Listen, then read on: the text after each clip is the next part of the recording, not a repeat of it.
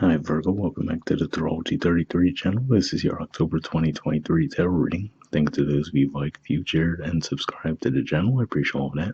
For those of you new to the channel, as far as what we have in front of us, that the Celtic cross spread as always, and I also pulled the 4 agreements, Wisdom and the Oracle, and Mudra card for you guys. We're actually going to start the reading off by rolling those astrology dice we have in front of us to get an idea of where your focus should be as far as that goes.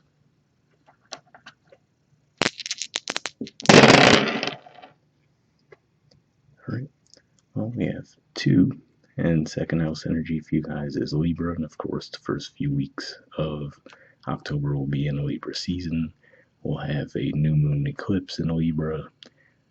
Mercury's going to move into Libra as well, and well, Mars has been in there, but it's going to be moving out of there.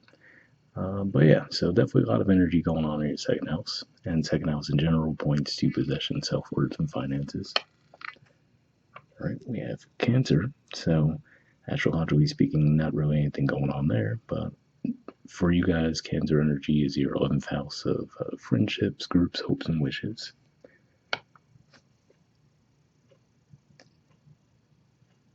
And we have Uranus. So Uranus is actually in Taurus, which is your 9th house of philosophy, higher learning, and foreign affairs. It's been there for quite some time. It's actually retrograde right now, but yeah, definitely be some impact in that area of your lives as well. All right, so moving on to the main spread. In the main situation position, we have the Star card, which is Aquarius energy, and challenging that, we have the 2 of Swords, which is Libra energy. So timeline-wise, this could even just be saying that as we're wrapping up September here, you might already be feeling this energy. But to see the Star card and then have it challenged by this could just be saying that you might have experienced a setback recently. For some of you, it might have been around your work lives. For others of you, it might have even been a health-related thing, given that this is 6th house energy for you. But yeah, when I get primarily with this, of course, this is the card that comes after the Tower. So some of you might have had a really, rough go of it for a while. And usually to me, the Star card points to an energy of course correction, right? So to me, I feel like this is saying that where you are now is where you need to be. But you might not be seeing that clearly just yet because you might be trying to intellectually wrap your mind around what did take place in the past.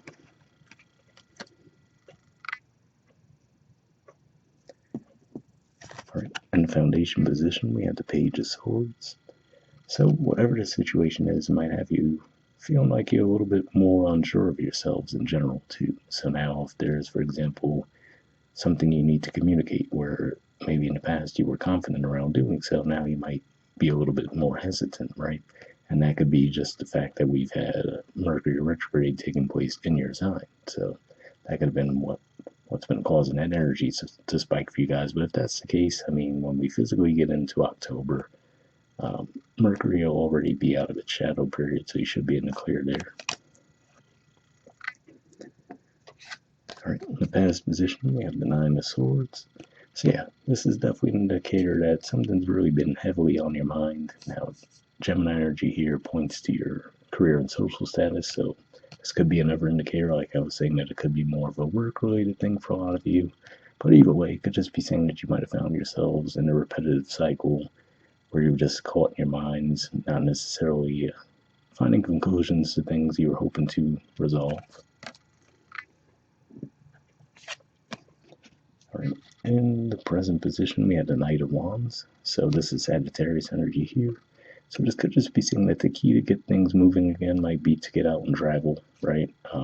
If not that, this could even just be saying being around family, or even just, really just taking some time away within your home environment could be what helps relight that spark for you guys. So if you have been feeling a little bit detached and like you can't really find your footing, I feel like those are some of the ways you could really get that energy back. Right. In the near future position, we have the 8 of Wands. So yeah, another indicator here that says that things can really start moving for you guys again. So whatever this blockage is, where like I said, it looks like you're having a little bit of difficulty integrating what happened because you're not necessarily able to connect the dots on a more intellectual level as to what took place. I think this is saying that things are going to loosen up for you guys, and you're actually going to see some forward momentum soon.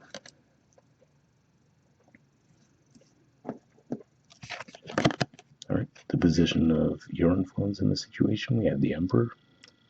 So yeah, now on the one hand, this could just be saying that you are experiencing growth from the situation, right? Like I said, there could have been a delay in actually connecting the dots there, but this is an indicator of growth. Now, for some of you, this could also just be saying that if you were too wrapped up in trying to control everything, right, that could have been what caused the setback for you. And I even think your reading title for last month was Relinquishing Control. So maybe that's something that you guys did figure out was a bit of an issue for you, right?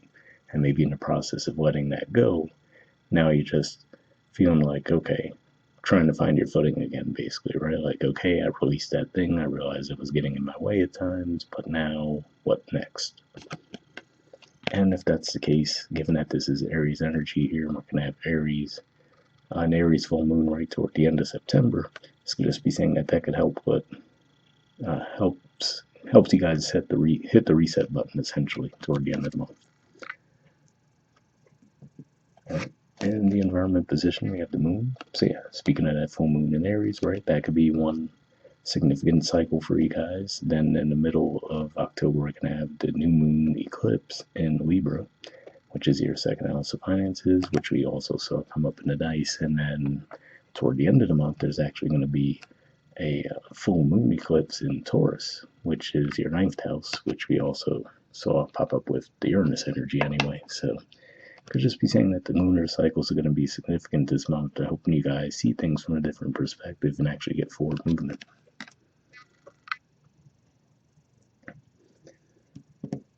All right, in the hopes or fears position, we have temperance. So yeah, I feel like this is saying that you are hoping that, okay, lesson learned, right? And you're hoping that you're able to get back on firm footing again and really move forward without fearing repeating those same cycles and same mistakes again in the future.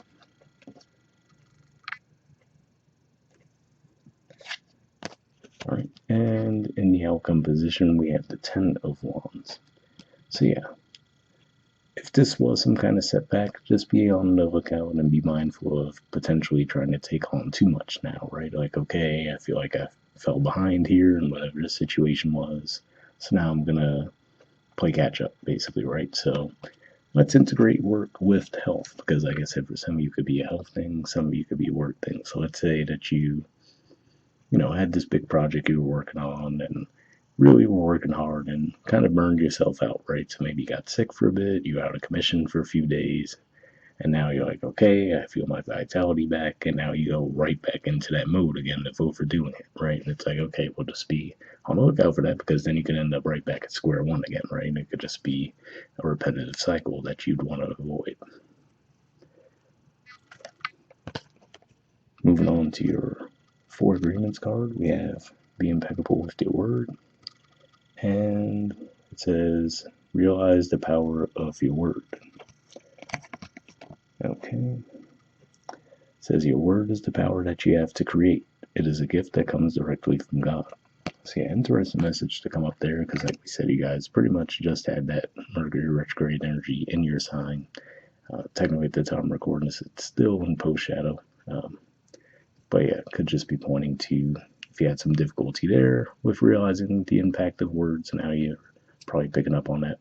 And speaking of words, actually, I think I might have forgotten to mention at the bottom of the deck, you guys had the Five of Swords. So yeah, maybe there was some type of competitive environment that might have been pushing you, right? So let's just say, again, using a work example, right? Let's say you were in a super competitive, I don't know, commission-based environment or something, right? So you're like, okay, I can't take away time from work, right? Because then the other people in my environment will get my sales, things along those lines there, right? And then you just kept pushing yourselves, and then at a certain point, it might just become too much, so something like that. And then this could also just be saying that there might have been some in your environment who are actually actively trying to sabotage what you're working on in some way. But regardless of the case there, like I said, this is the card that comes after the Tower. So even if you guys do feel like you've gone through a Tower moment recently, I feel like this is saying that that was the course correction that you needed, and now you'll be good to go moving forward. Right. Moving on to your Wisdom Oracle card, we have By the Book. There's the artwork and the numbers 11. So we'll see what this has to say.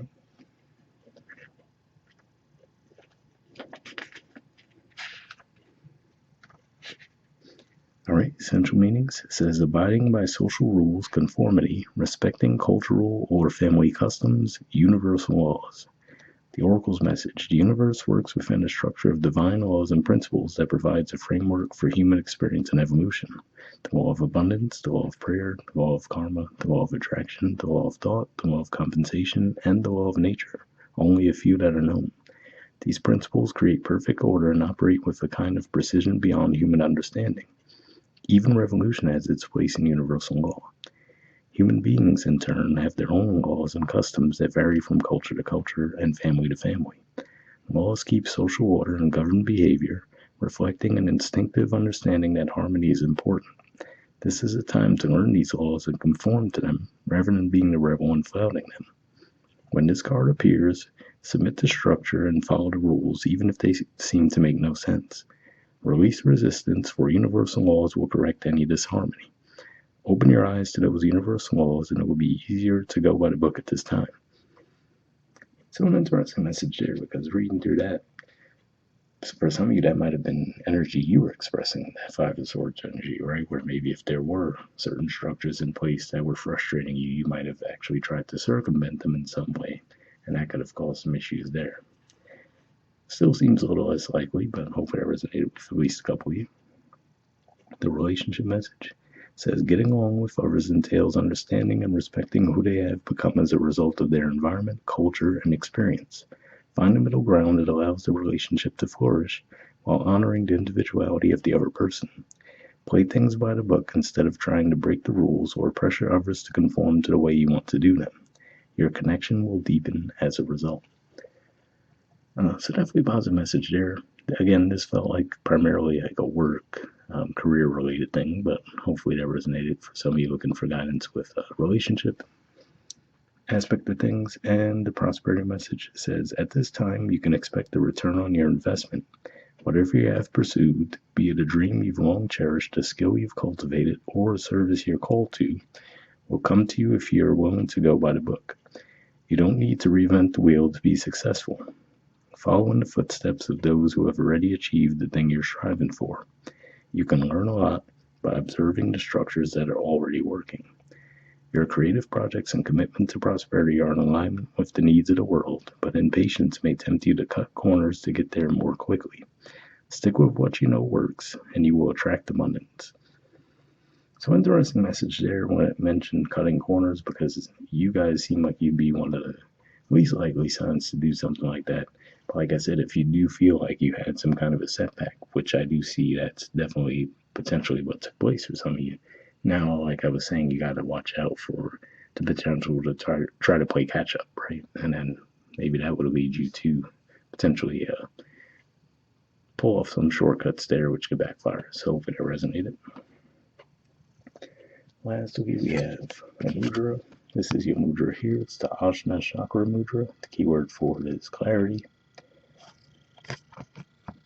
Let's see if we can get everything in frame. Yeah, looks good. So, under benefits, it says awakens the Ajna Chakra, opens spiritual vision, stimulates the pituitary gland, clarifies the mind, improves concentration and intuition. So if that sounds like a Mudra you think would be beneficial for you guys, we'll put the name of the description of the video as always. We'll wrap up there, and I'll see you guys next month. All right, bye.